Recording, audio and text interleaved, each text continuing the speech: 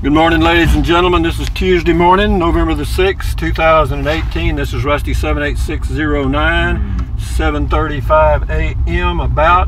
I'm leaving Choke Canyon State Park near Three Rivers, Texas, headed back to my home base, and guess what we've got here? F-O-G, fog. See, whenever you're traveling and you're camping in an RV, always expect the unexpected. It's not that foggy, but as you can see, it is somewhat foggy. But we'll cruise out here. I just thought I'd show you this, do this video for those of you that are thinking about taking this up as a way of life, or those of you that are new to this way of life.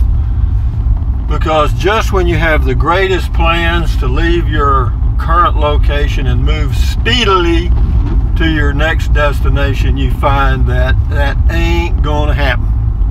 Actually, the visibility distance is probably a little less than half a mile, which is not, believe me, that is not bad.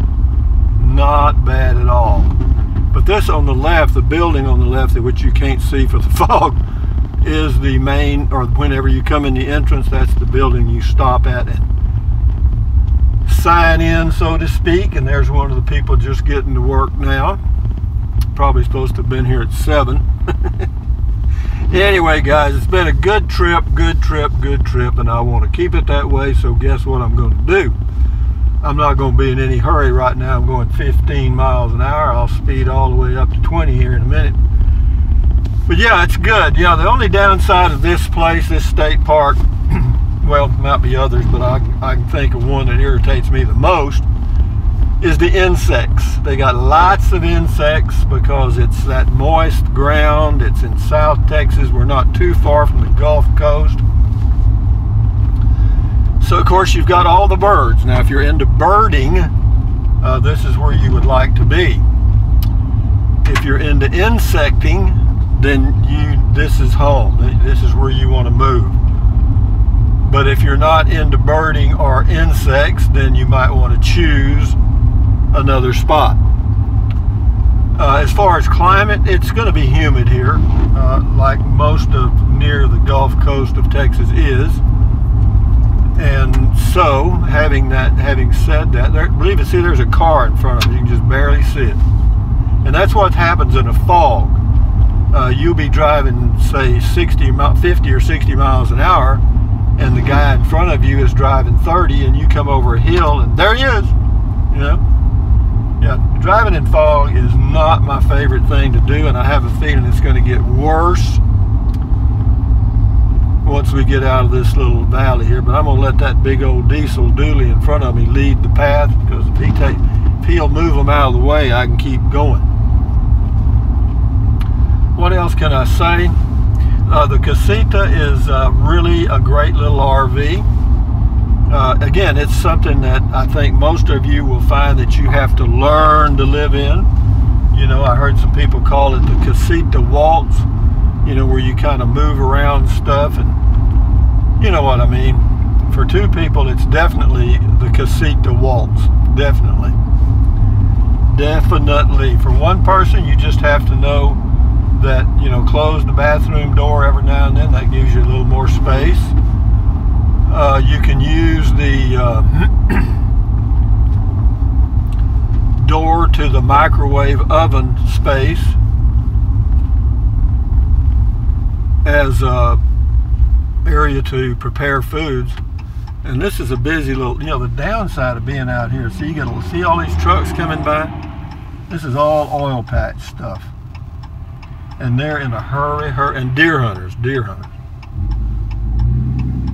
Got a lot of deer hunters, a lot of truckers, and you know, I'm just hoping that we don't. I just am not in love with this fog. I am not. I got my lights on and all that stuff, but we're gonna go close to the speed limit to keep from getting run over. But it's 11 miles to Three Rivers, and then we get on I-37 and turn north. And once we get on I-37 going north, this fog should dissipate, hopefully, fairly rapidly. but I'm still over 17 miles per gallon. But again, this is flat land, no wind, you know, basically ideal towing conditions. I'm going to move up to about 50 miles an hour. That'll get me fast enough to keep from running over, and maybe slow enough to keep me from running over anybody else. But yeah, and you know what gets me in a foggy day like this, I've actually been on roads where it was so foggy you could hardly see past the hood of your vehicle. I'll be driving 35 miles an hour, and guess what? Somebody passes me. Huh? I'm sure most of you have had that happen. You know, these guys that have to go to work, I hate to slow them down, but you know, I'm going to hold it right at 50 because visibility is about a half a mile, or a little less maybe. About a half, I'd say, well, yeah, less than half a mile.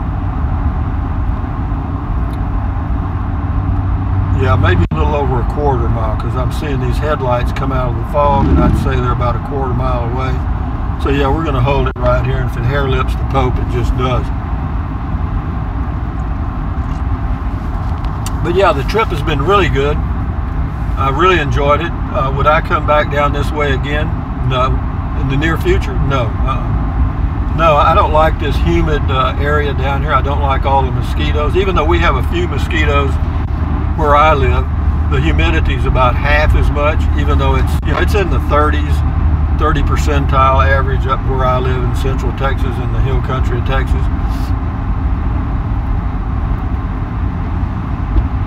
But it makes a lot of difference. It really does. You know, you can open your windows on a cool day and feel quite comfortable. Here, you open the windows and you'll have mildew and mold in your home. I got an oil field truck right on the bumper of my RV, and I'm sure that he's taking my name in vain.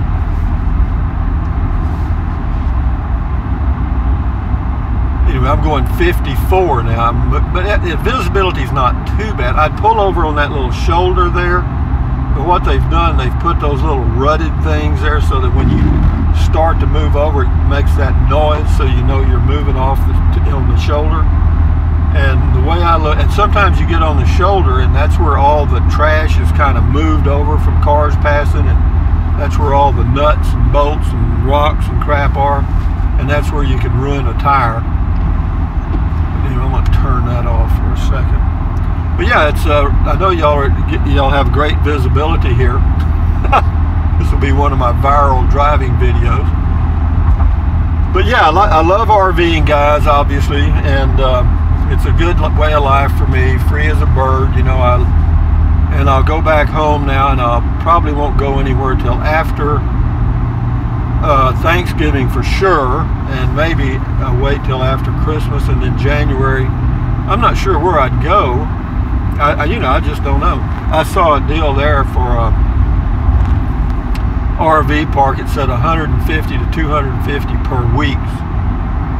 So that's your oil field stops. I wish they'd put me on a passing lane here so I could let this truck get by, because he's probably got a deadline to meet.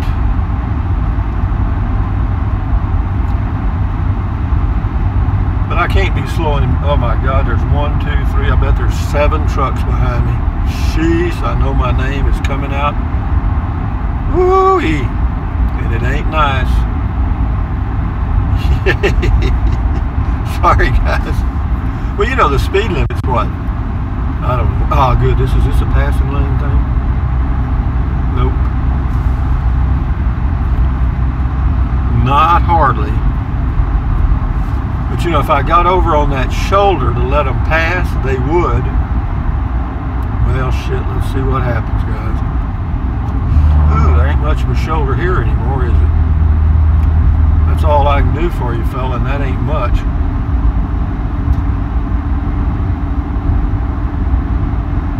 Don't go for it, fella. Do yourself a favor. Yeah, the shoulder just got cut in half. Well, here it comes back again a little wider. And then it goes, here we got a passing lane. So you got it, Bubba. In fact, I'm going to slow down so they can all get by. Come on, guys. Well, actually, it's only 2, and they're from the same company.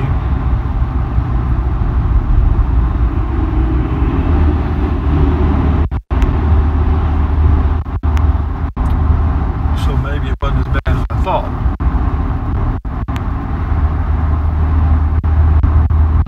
Yeah, you can rest assured they'll drive the speed limit, whatever it is.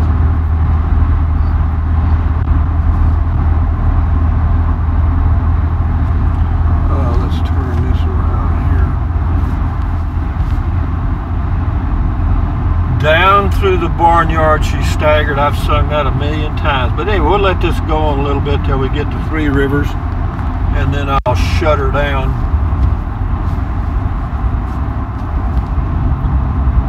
What have I learned about the Casita of interest?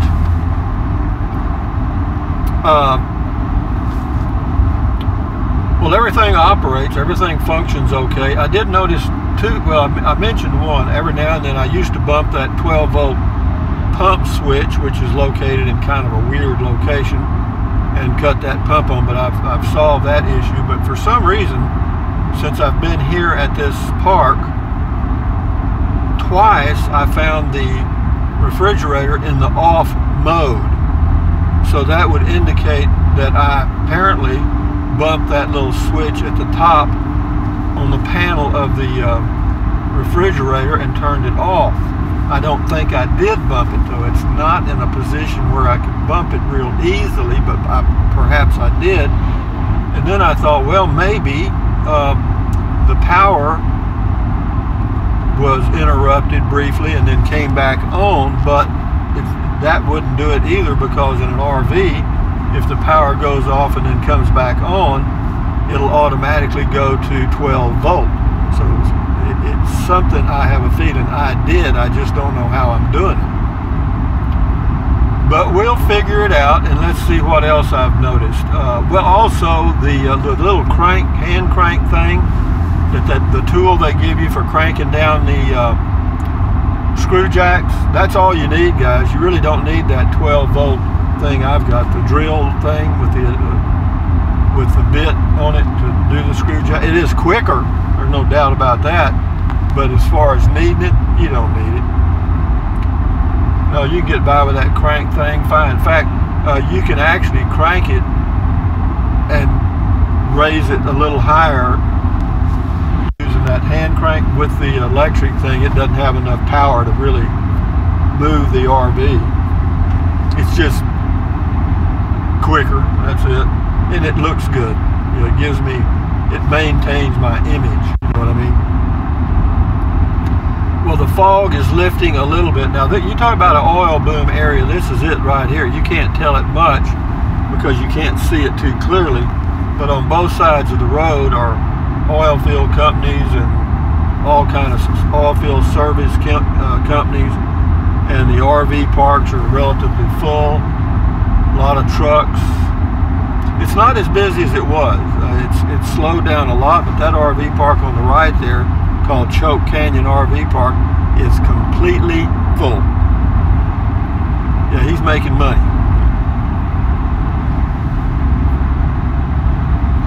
Anyway, guys, I'll end the video here in just a second. What else can I tell you about the Casita? I like it. I mean, I do. It's you know, it's smaller than the Coachman was, no doubt about that. Doesn't have as much storage, but I don't care about that. It's just really nice on the inside, and I just like the way it feels. It's cozy. That's a good word. And so yeah, for me right now, I'd have to say I'm not having any buyer's remorse at all. And yeah, it's going okay. So anyway, guys, from near Three Rivers, probably about 3 or 4 miles out now, this is Rusty78609 saying thumbs up, carpe diem, adios, bye-bye, buy anything you want. But if you think about it, use the link to Amazon products in the description of all of my videos. Why? Because I get a small commission and it doesn't cost you 1 penny. What else? Drink plenty of water. 3 or 4 quarts a day won't hurt you. It's good for you. It'll help you avoid gout, kidney stones, and it'll also help you lose weight because you'll be full of water and you won't want to snack so much. What else? Stretch, stretch, stretch, walk, walk, walk. exercise your body once or twice a day. I did my stretches this morning. I didn't do much walking. I will do some walking when I get home. You can see the truck traffic coming down the highway here now. And that's all oil field, I guarantee you. And what else? Stand guard at the door of your mind. Don't let negative Nancy or negative Ned get inside of your head. You know, think positive. You know, accentuate the positive, eliminate the negative. Enjoy your life. And we've kind of been driving on a foggy day in South Texas, and that's the way it is. Not all days are perfectly clear and all that stuff. So, adios amigos. Bye-bye.